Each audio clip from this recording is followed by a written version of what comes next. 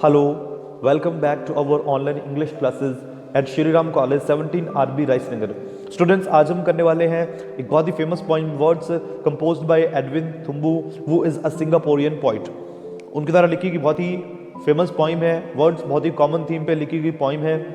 Okay जैसा कि आप जानते हैं कि जो हम लैंग्वेज बोलते हैं, we can't imagine language without words. हम वर्ड्स के बिना लैंग्वेज को इमेजिन नहीं कर सकते, लेकिन लैंग्वेज तभी यूजफुल बनती है जब अपने वर्ड्स को बहुत ही केयरफुली यूज़ करते हैं। आपको पता है स्टूडेंट्स, आप जानते हैं कि वर्ड्स, जो हमारा लिसनर होता है, जो हमारा सामने वाला लिसनर है, वर्ड्स ही हमारे ऐसी चीज़ होते हैं जो सामने वाले पे हमारा इम्पैक्ट कैसा पड़ता है, अच्छा पड़ रहा है बुरा पड़ रहा है। ओके हमारा जो एक्सप्रेशन है वो कैसी आ रही है। तो वर्ड्स को हमें बहुत ही केयरफुली यूज़ करना चाहिए। ये एडविन थुम्बू इसमें बताना चाहते हैं कि वर्ड्स की इंपॉर्टेंस क्या है हमारी लाइफ में, वर्ड्स कितने इंपॉर्टेंट हैं, वर्ड्स को कैसे यूज़ करना चाहिए, केयरफुली यूज़ करना चाहिए, क्योंकि वर्ड्स ऐसे होते हैं जो सामने वाले पर हमारा इम्पैक्ट अच्छा या बुरा डाल सकते हैं। हमारी पर्सनैलिटी को ये एक्सप्रेस करते हैं जो वर्ड्स होते हैं। ओके तो जानेंगे अपने इस पोइम के अंदर, उसका टेक्स्ट पढ़ेंगे। सबसे पहले अपने बात करते हैं एडविन थुम्बू के बारे में। एक शॉर्ट इंट्रोडक्शन लेते हैं कि एडविन थुम्बू कौन है।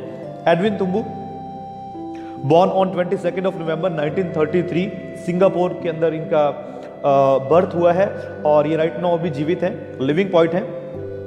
He is a Singaporean poet and academic who is regarded as one of the pioneers of English literature in Singapore। Singaporean poet है, एकेडमिक भी है ये। और इसके अलावा सिंगापुर के अंदर अगर अपने इंग्लिश लिटरेचर की बात करें ना, तो उनके जो सबसे प्रमुख जो पोइट्स हैं, जो लिटरेरी पर्सन्स हैं, उनमें एडविन थुम्बू का नाम आता है। यानी कि एडविन थुम्बू एक ऐसे पर्सनैलिटी है जिन्होंने इंग्लिश लिटरेचर को सिंगापुर के अंदर आगे बढ़ाया है। He is often dubbed Singapore's unofficial poet laureate. इनको ऑफनली सिंगापुर का एक अनऑफिशियल पोइट लॉरेट कहा जाता है। ऑफिशियली तो इन्हें घोषित नहीं किया गया, डिक्लेयर नहीं किया गया, लेकिन अनऑफिशियल इनको पोइट लॉरेट बोला जाता है सिंगापुर का। पोइट लॉरेट आप जानते हैं क्या होता है। ओके अब अपने इनके कुछ मेजर वर्क्स की बात करते हैं। रिब ऑफ अर्थ 1956 के अंदर पब्लिश हुआ था। यूलिसिस ऑफ मैरियन बहुत ही फेमस वर्क 1979 के अंदर पब्लिश हुआ। अ थर्ड मैप 1993 के अंदर। और एक इनकी बुक है, यहाँ पे आप देख रहे हैं, बहुत ही इंपॉर्टेंट है, स्टिल ट्रेवलिंग, जिसके अंदर ऑलमोस्ट 50 पॉइंट्स हैं, जो कि 2008 में पब्लिश हुई थी, जो कि खुद इनकी फैमिली के बारे में है, क्योंकि काफी बड़ी फैमिली है इनकी। तो इन्होंने अपनी फैमिली के बारे में ही उनके लिए लिखा था स्टिल ट्रेवलिंग, यानी कि अभी भी, यानी कि उनका कंपोजिंग का काम है वो चल रहा है। तो वो इनका जो फेमस वर्क था वो 2008 के अंदर पब्लिश हुआ था। ओके चलिए आगे बात करते हैं इस पोइम की। तो इस पोइम के अंदर क्या है, the poem highlights the immense importance of words. जैसे कि आपको मैंने शुरू में बताया कि जो वर्ड्स होते हैं वही सामने वाले पे इम्पैक्ट डालते हैं हमारा, कि हमारी पर्सनैलिटी कैसी, हम कैसे इंसान है, वो सामने वाला हमारे वर्ड्स को सुन के ही पता लगा लेता है। तो इस पोइम, जो ये पूरी पोइम है, ये पोइम हाईलाइट ही किसको करती है, इंपॉर्टेंस ऑफ वर्ड्स, कि वर्ड्स की हमारे लाइफ के अंदर क्या इंपॉर्टेंस है। We should use words with great care. हमें वर्ड्स को बहुत ही केयरफुली यूज करना चाहिए, because they have tremendous impact on the listeners, क्योंकि लिसनर्स पर उनका बहुत ज्यादा इंपैक्ट होता है।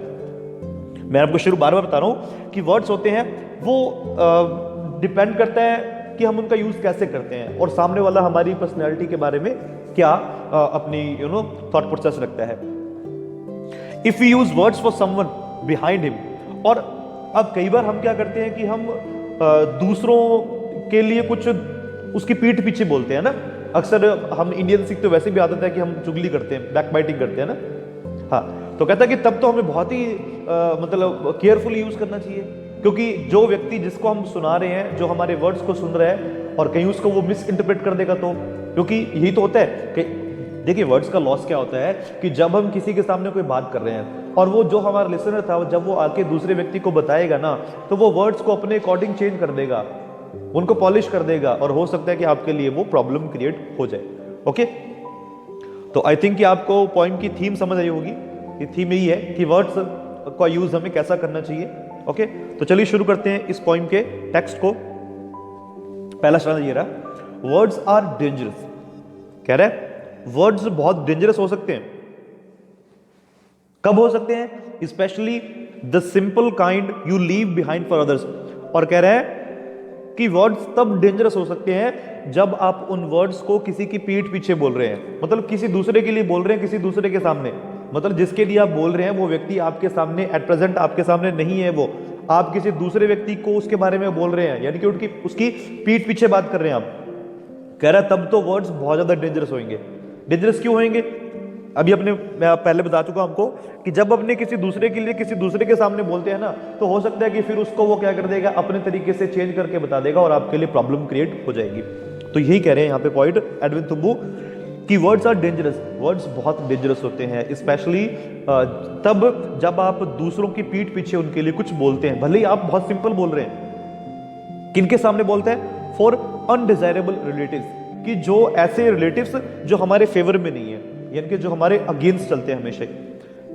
एंड एजॉर्टेड पर्पज, एजॉर्टेड पर्पज का मतलब क्या होता है? मतलब अपना उनका कोई स्पेसिफिक कोई पर्पज हो सकता है, मतलब उनका कोई स्वार्थ हो सकता है। क्योंकि कह रहे हैं कि ऐसे लोगों के सामने जब आप दूसरों के लिए बोलते हैं, यानी कि आपके सामने कौन अभी प्रेजेंट है, मान लो आपका कोई अनडिजायरेबल रिलेटिव है, मतलब आपका ऐसा एक फ्रेंड है, आपका ऐसा रिश्तेदार है जो आपके फेवर में नहीं है, जो आपके अगेंस्ट चलता है, ओके, और उसके सामने आप किसी दूसरे के लिए बोल रहे हैं, तो फिर वो क्या करेगा? अपने एजॉर्टेड पर्पस के लिए, मतलब अपने स्वार्थ के लिए, अपने किसी और उद्देश्य के लिए वो क्या कर देगा? दे आर अंडरस्टूड सिंपली, कि तब तो वो आसानी से समझ जाएगा कि अगर जैसे आपने बताया ना, अगर वो दूसरे व्यक्ति को जाके वैसे ही बता दे तो वो आसानी से समझ जाएगा कि आपने क्या कहा है। लेकिन वो क्या करेगा?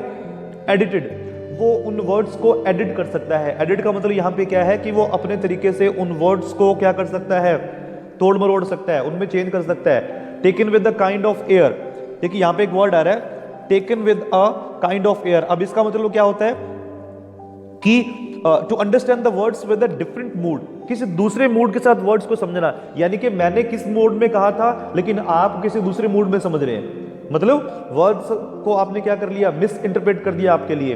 तो वो कौन करता है? वो करता है आपके अनडिजायरेबल रिलेटिव्स, या आप वो अपने एजॉर्टर पर्पस के लिए आपके जो अगेंस्ट रहते हैं लोग, वो क्या कर देंगे? उन वर्ड्स को एडिट कर देंगे और उनको समझने का मूड है वो चेंज हो जाएगा। और केयरफुल डिसरिगार्ड, क्योंकि वो शब्दों को वो क्या कर देंगे? डिसरिगार्ड कर देंगे। डिसरिगार्ड का मतलब क्या है? वर्ड्स को मैनिपुलेट कर देना, वर्ड्स को मतलब वो करप्ट कर देते हैं। देयर प्लेननेस कॉम्प्लिकेट्स, और अब उनकी जो सिंप्लिसिटी थी ना, जो उनकी प्लेननेस थी, प्लेननेस का मतलब सिंप्लिसिटी, वो क्या बन गई? कॉम्प्लिकेट्स, अब वो जटिलता बन गई, कॉम्प्लेक्स बन गए। यानी कि आपने तो किसी के लिए शब्दों को बड़े सिंपल तरीके से कहा था, लेकिन सुनने वाले ने क्या किया? सुनने वाला कौन था? आपका एक ऐसा फ्रेंड था, आपका एक ऐसा रिलेटिव था जो कि आपके फेवर में नहीं था। तो फिर वो क्या करेगा? आपको प्रॉब्लम क्रिएट करवाने के लिए वो उन वर्ड्स को एडिट कर देगा, और सुनने वाला क्या कर देगा? उन वर्ड्स को अलग मूड से समझ लेगा, क्योंकि वर्ड्स को क्या कर दिया गया? डिसरिगार्ड, मैनिपुलेट कर दिया गया, उनकी प्लेननेस को खत्म कर दिया गया, सिंपल वर्ड्स को कॉम्प्लेक्स बना दिया गया। ओके, तो इसलिए हमें वर्ड्स को क्या करना चाहिए? बहुत ही केयरफुली बोलना चाहिए, स्पेशली जब हम दूसरों की पीठ पीछे बात करते हैं। अब देखिए इसके अंदर क्या बताया उन्होंने, जो स्टैंजा नंबर 2 है ना स्टूडेंट्स, इसके अंदर उन्होंने क्या बताया है कि वर्ड्स किस तरीके से, वर्ड्स के अंदर ऐसी पावर है कि वो अपनी स्टेट ऑफ माइंड को बता सकता है। बिल्कुल सही बात है ये कि वर्ड्स हमारी स्टेट ऑफ माइंड को रिवील करते हैं फॉर द लिसनर्स, कि हमारे माइंड में क्या चल रहा है वो हम अपने वर्ड्स के थ्रू एक्सप्रेस कर देते हैं। तो इस स्टैंजा में हमारी जो स्टेट ऑफ माइंड को वर्ड्स कैसे एक्सप्रेस करते हैं वो बताया गया है। और ये बताया गया है कि आपको वर्ड्स को बहुत ही केयरफुली यूज करना है।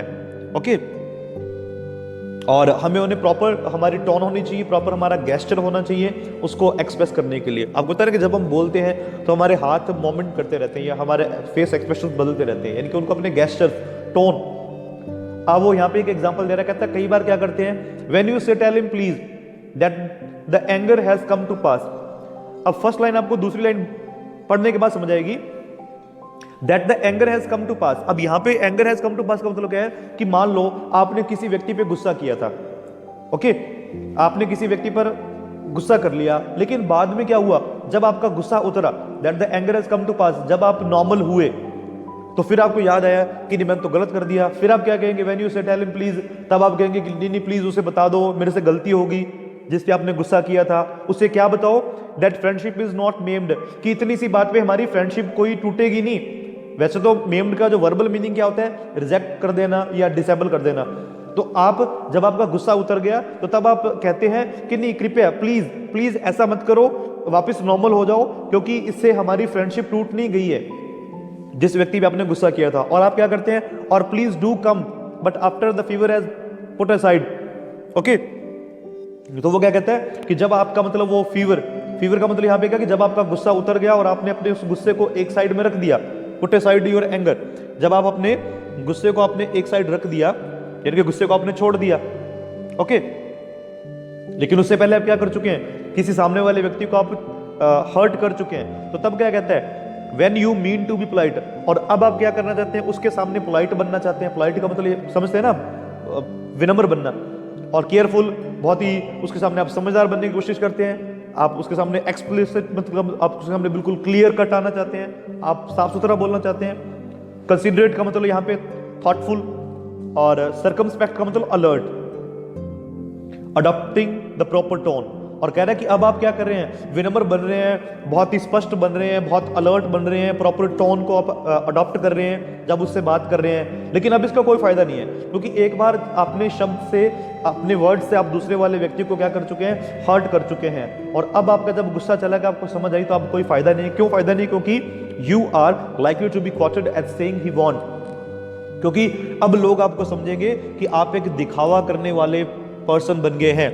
Okay, because you may be regarded a cunning, आपको एक बहुत ही चालाक माना जाएगा कि आप तो धोखा देने वाले हैं, आप चीट करने वाले हैं, कि पहले आप किसी को हर्ट कर रहे हैं और बाद में आप उसको प्लीज सॉरी बोल रहे हैं, पोलाइट बन रहे हैं। तो इससे पहले आपकी जो इमेज है वो बुरी बन चुकी होगी लोगों के अंदर। तो इसलिए हमें वर्ड्स को बहुत ही केयरफुली यूज करना चाहिए।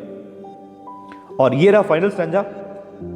इसमें एक प्रकार से हमें बताना चाहते हैं कि वर्ड्स क्या है, मतलब रियल में वर्ड्स क्या है, एडविन तुमको बताना चाहते हैं। क्या कह रहे हैं, वर्ड्स आर नेदर वैलिड, कहते हैं वर्ड्स अपने आप में कोई वैलिड चीज नहीं है, मतलब वर्ड्स अपने आप में कुछ नहीं है। मर्सीफुल नॉट बैड, नहीं, ना तो ये मर्सीफुल है, मतलब ना तो ये कोई अपने आप में दयालु है, और ना ही अपने आप में क्या है, ये बुरे हैं। इन देमसेल्व्स, वर्ड्स अपने आप में कुछ नहीं है। ये तो आप भी जानते हैं कि वर्ड्स को जब हम प्रॉपर एक डायलॉग में बोलते हैं ना, प्रॉपर जब हम एक डायलॉग में बोलते हैं और सेंटेंस को पूरा मीनिंगफुल बताते हैं, तभी तो वो बात हमें समझ आती है। जैसे कि आप एक सेंटेंस बोलते हैं, सेंटेंस क्या होता है, sentence is a group of meaningful words, कि जब आप मीनिंगफुल वर्ड्स को एक ग्रुप में रखते हैं तो एक सेंटेंस बनता है। तो कह रहा है कि वर्ड्स अपने आप में कुछ नहीं है, वैलिड नहीं है, ना ये मर्सीफुल है ना ही बुरे हैं। नथिंग अनलेस यूज्ड, तब तक कुछ नहीं है जब तक अपने इनको यूज नहीं करते हैं, ठीक है। और जब तक अपने कोई तर्क वगैरह नहीं करते इसमें, है ना, जब तक हम अपने डिस्कशन में से यूज नहीं करते। अर्ज का मीन यहां पे क्या है, डिस्कशन। इंपोर्टेड इनटू डायलॉग, जब तक हम क्या नहीं करते, इनका यूज नहीं करते डिस्कशन में, हमारे डायलॉग्स में हम इनका यूज नहीं करते, तब तक वर्ड्स अपने आप पे कुछ नहीं है। वर्ड्स यूजफुल तभी बनते हैं जब अपने इनको अपनी डिस्कशन में यूज करते हैं, अपने डायलॉग्स में अपने इनको यूज करते हैं। फिर क्या कहते हैं, और कहता है वर्ड्स क्या कर सकते हैं, बिकमिंग पार्ट एंगर, ये वर्ड्स हैं वो गुस्से का कारण भी बन सकते, मतलब दूसरों पर गुस्सा भी कर सकते हैं। पार्ट लाफ्टर, ये हंसी मजाक वाले भी हो सकते हैं। ओके, बिरुज्ड का मतलब यहां पे क्या है, किसी को हर्ट करना।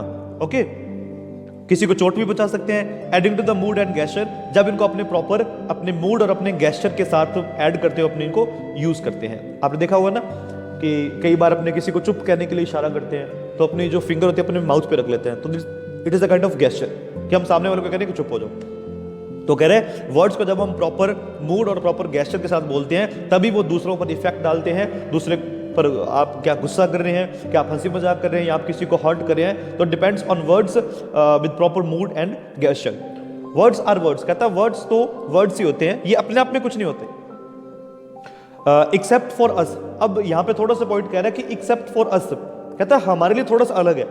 दे आर नॉट पर्सनैलिटीज, हमारे लिए वर्ड्स कोई पर्सनैलिटी नहीं है।